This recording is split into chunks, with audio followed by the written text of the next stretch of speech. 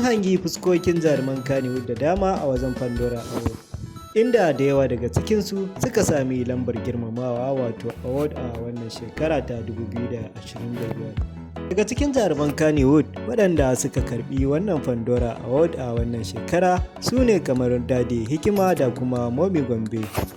Jaruma Amina Uba Hassan ta karbi award din a wannan shekara, sai Fatima Husaini wata ta sami award na jaruma mafi hazaka a Kannywood din, sai Firdaus Yahaya ita ma ta sami karɓar wannan award na wannan shekara. Daga cikin marubuta kuma sai marubuciyar nan Fauziya D. Suleiman.